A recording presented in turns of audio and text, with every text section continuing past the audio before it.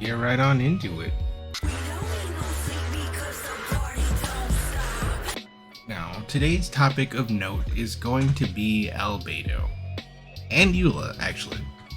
It's going to be a combo video since for the first time ever we are getting two different banners together. And what a trial this is going to be for me personally, who is not a Eula or an Albedo haver. So I'm going to be struggling here for a minute. I did end up pulling for the Song of Broken Pines when Eula was out, and I got it. So now I have to get Eula. But we're going to discuss Albedo too. As it turns out, there's a lot more to say about Albedo than Eula, so that's where we're really going to start. So I think the first thing I want to say about Albedo is, why is this man always competing with another Geo 5-star in his patch? Like, he was released right after Zhongli in his original run, and now for his rerun, he's getting released right before Ito. Like, and Ito has Goro, the 4-star booster, along with him. Like, that feels shady. But for the first thing, let's go into the pros of Albedo. He has a elemental mastery boost kind of baked into his burst, which, you know, that's actually really nice. That's a really fun support ability, and I feel like that classification is important. Albedo is a support. Can he do damage? Yes. Anyone can do damage, but Albedo is not going to be your main DPS. Not by a long shot. So I feel like that caveat is important to remember even as we cover his pros. It's not quite a con, it's just something to remember. Another pro is that his event sword is actually, or the event sword, the sword we're going to be getting with the Dragon Spine event, is actually really lit for Albedo specifically. And I think that's going to be pretty convenient for any people who already have Albedo, also for any Albedo launchers. I don't know why I'm not using Zhongli. Anyways, back to Albedo. Another pro is he pairs really well with Zhongli. He plays super well with any other Geo units, and that's a big plus for him, especially if you're like a Ningguang main. He's a must pull for you.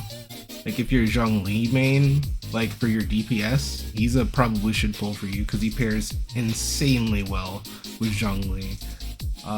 Which does beg the question, how good is he going to be with Ito? I don't have any general consensus because Ito's not out yet, so no one knows for sure, but the general wisdom says he's probably going to be a pretty good support for Ito. Additionally, he doesn't just use the event weapons, because there is another event weapon. I think he's a good user of the Festering Desire, but he's also a great user of the 3-star weapon Harbinger of Dawn. So Albedo's a great character. Like, he's a great sub DPS who can also use pretty cheap and freely available weapons, which makes him extremely free to play friendly.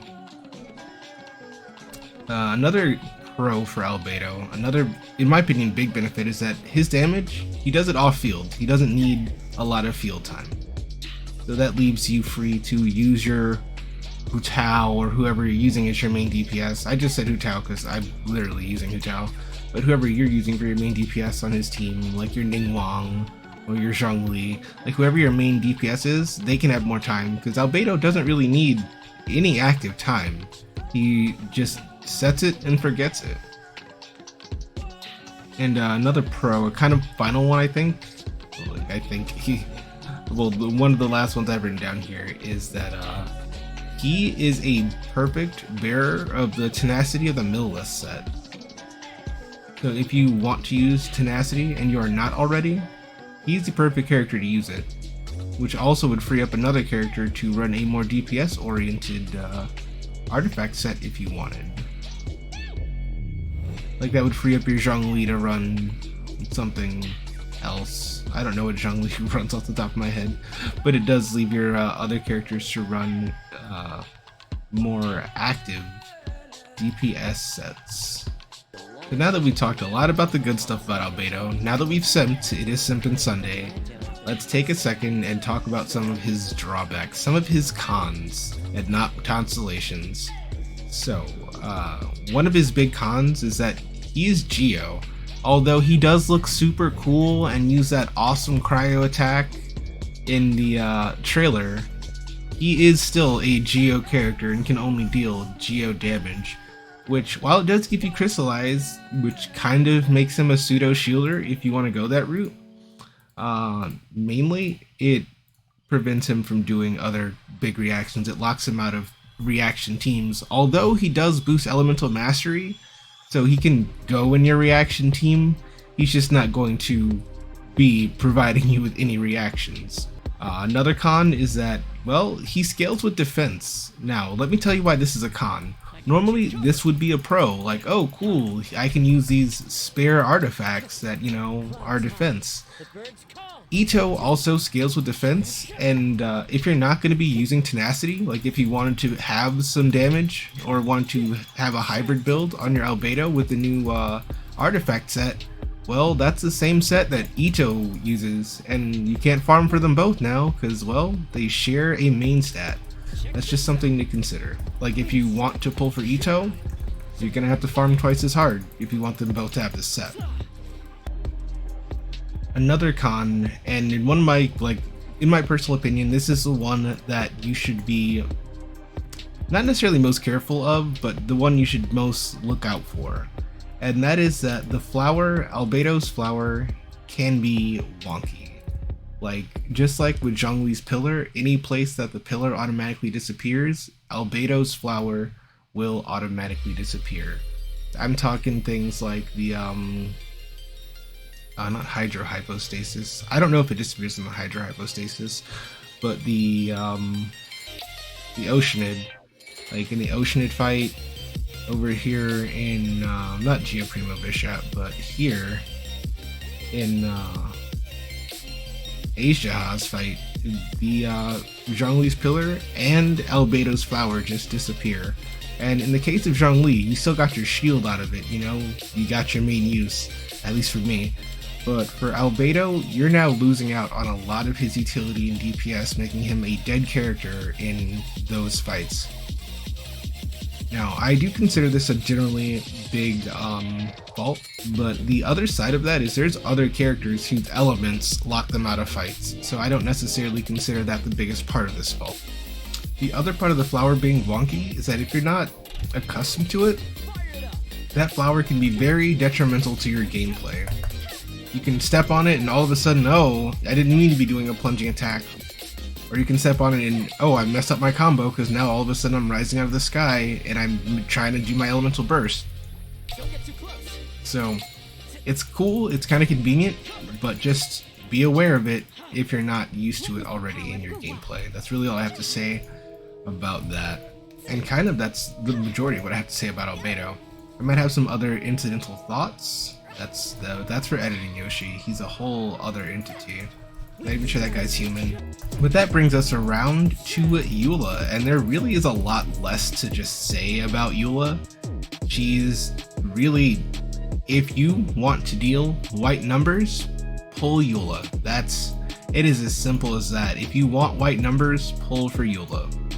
Because she has a super high DPS potential. That is the first and biggest pro about Eula. She has a super duper high DPS potential. I'm talking she's a multi-million hitter with her burst. Like, she's up there. She's one of the top DPS. And even better, another pro is she doesn't need your supports for your freeze team. Like, outside of maybe Diona for cryo resonance, and that's a maybe depending on your team building, she doesn't need your supports from your freeze team.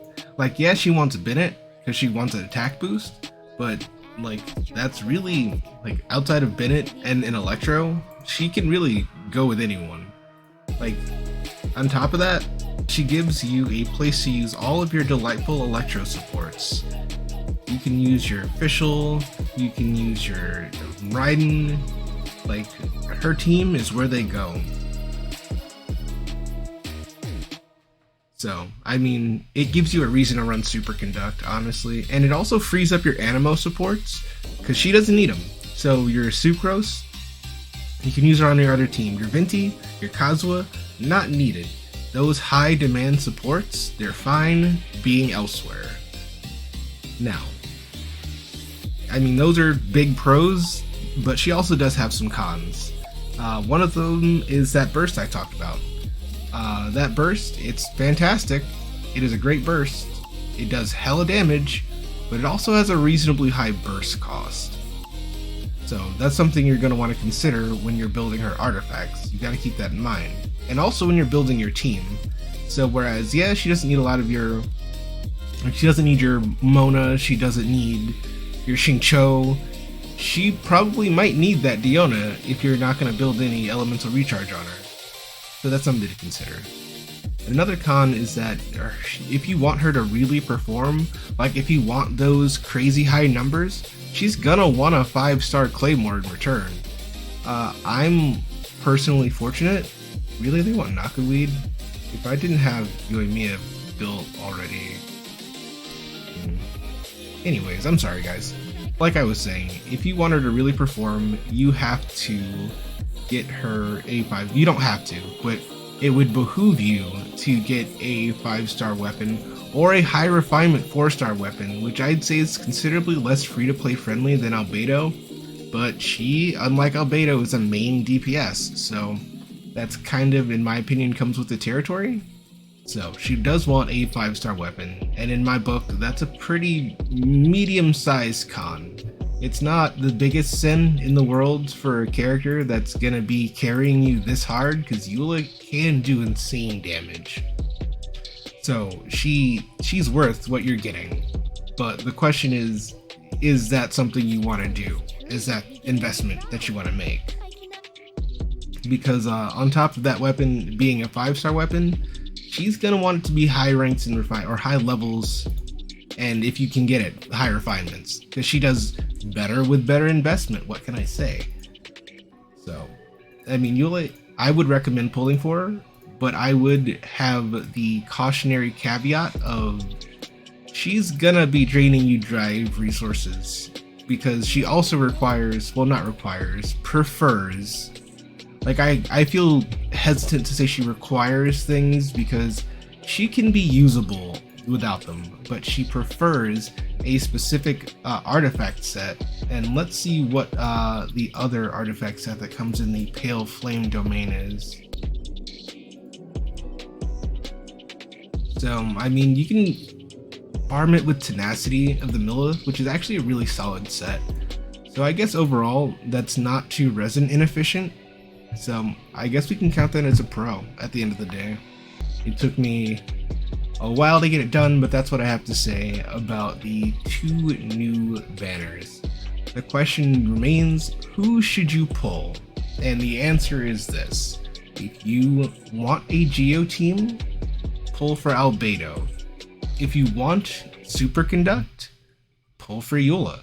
It's really that simple. If you already have the Electro supports in place and aren't planning on building a Geo team and aren't planning on pulling for Ito, pull for Eula. Actually, yeah, that's a good one. If you are planning on pulling for Ito, pull for Albedo. If you're not, and you want to pull for someone, go ahead and pull for Eula. I can't not recommend it because she's a really solid DPS, but just be aware that if you do pull for Eula, you're gonna be doing some heavy investment. Hey everyone, thank you for watching. Please do like, comment, and subscribe. It really helps me out. And feel free to join us over on Twitch at twitch.tv/TheLordYoshi. We're over there Monday, Wednesday, Friday, and Sunday. Hope to see you there.